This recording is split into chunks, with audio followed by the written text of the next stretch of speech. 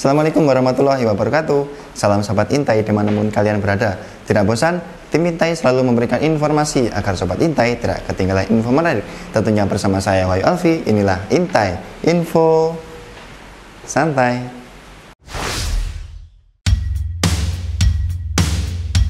Pada video kali ini kita akan membahas mengenai tips kesuksesan berbisnis dari sahabat Nabi yang paling kaya dan paling dermawan, yakni Abdurrahman bin Auf.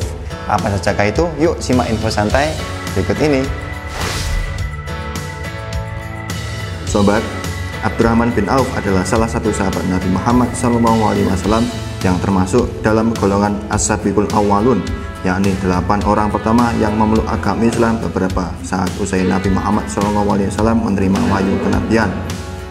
Beliau dikenal sebagai sahabat Nabi yang paling kaya dan paling dermawan. Selain itu, beliau juga seorang sahabat yang sangat jujur dan berintegritas. Sebagaimana sahabat Nabi lainnya, beliau juga kerap mengalami penyiksaan dan perlakuan diskriminatif dari kaum kafir Quraisy karena keteguhan mempertahankan agamanya. Namun beliau tetap sabar dan tegar. Salah satunya yakni ketika beliau dicegat oleh kaum kafir Quraisy ketika hendak hijrah dari Makkah ke Madinah. Penguasa Quraisy tersebut memberikan syarat kepada Abdurrahman bin Auf, jika ia ingin berhijrah maka ia harus meninggalkan semua hartanya. Beliau pun kemudian menerima syarat tersebut dan hijrah ke Madinah tanpa membawa harta sepeser pun, kecuali sehelai pakaian yang melekat di badannya. Menariknya, dengan berbekal modal nol tersebut, beliau kemudian menjelma menjadi pedagang yang kaya raya setelah beberapa tahun hijrah ke Madinah. Rupanya ada beberapa pelajaran bisnis yang bisa kita contoh untuk diterapkan di masa kini loh sobat. Yang pertama, berani mulai bisnis lalu fokus pada pasar atau market. Sebagaimana dijelaskan di atas, Abdurrahman bin Auf berhijrah dari Makkah ke Madinah tanpa harta sepeser pun. Setelah sampai ke Madinah, Rasulullah pun mempersaudarakan Abdurrahman bin Auf dengan seorang petani kaya raya dari kaum Ansor, yakni Sa'ad bin Ar-Rabi. Abdurrahman bin Auf kemudian ditawari sebagian harta kekayaan Sa'ad bin Ar-Rabi dan ditawarkan pula wanita terbaik dari golongan untuk dinikahinya. Namun dengan rendah hati, beliau menolak tawaran-tawaran tersebut. Beliau membalas niat baik Sa'ad bin Ar-Rabi tersebut dengan mendoakan yang terbaik baginya. Beliau hanya meminta untuk ditunjukkan di mana letak pasar di Madinah. Setelah mengetahui letak pasar, beliau kemudian memulai berdagang dan memetakan segala permasalahan pasar seperti barang apa yang cocok dijual, bagaimana persaingan pasar, bagaimana selera masyarakat setempat, dan sebagainya.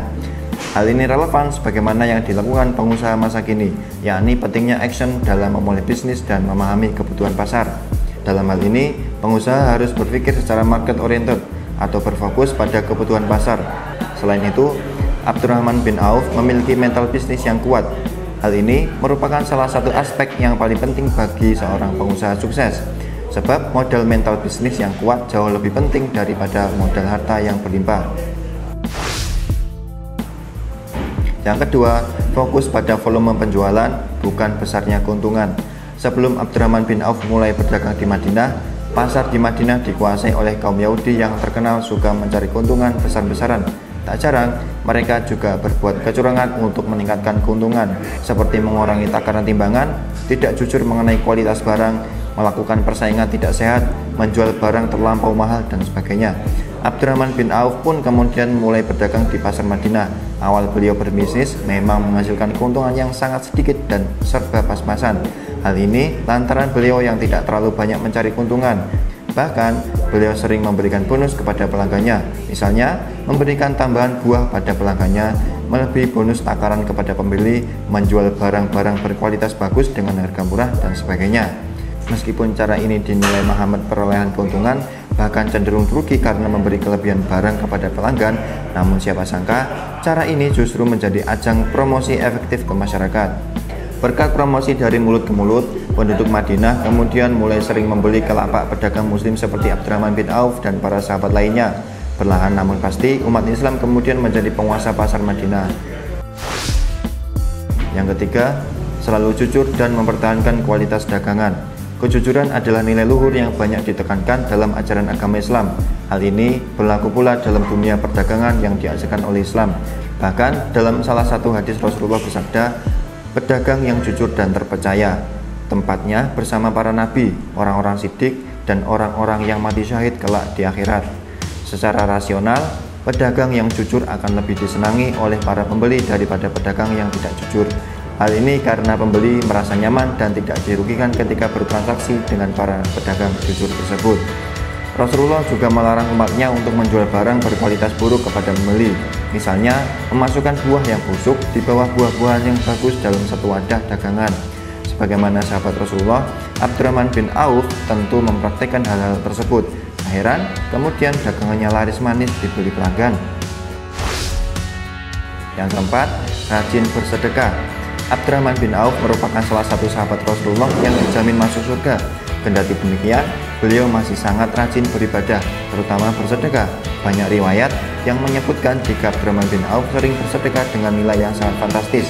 Di antaranya yakni saat terjadi perang Tabuk, beliau menyumbang 200 uqiyah emas atau beratnya sekitar 6 kg untuk perjuangan di jalan Allah.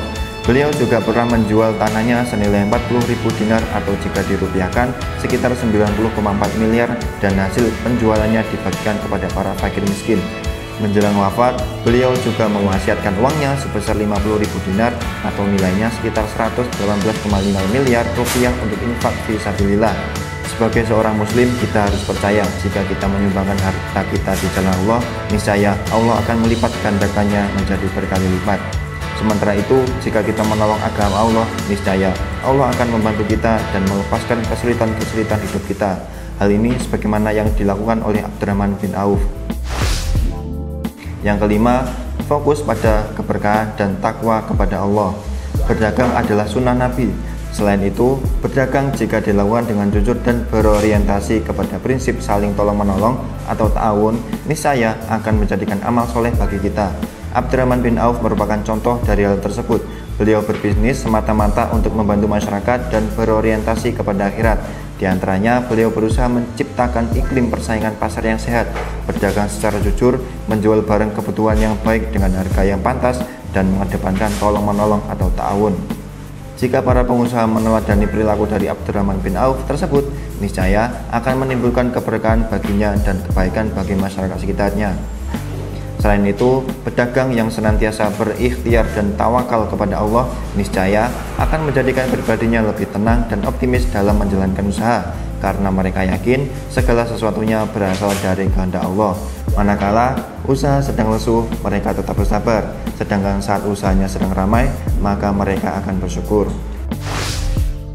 Nah, itu tadi sobat, beberapa tips bisnis dari sahabat Rasulullah yang paling kaya dan dermawan, Abdurrahman bin Auf. Beliau berbisnis bukan sekedar mencari keuntungan semata, melainkan lebih berorientasi kepada akhirat dan tolong-menolong kepada sesama.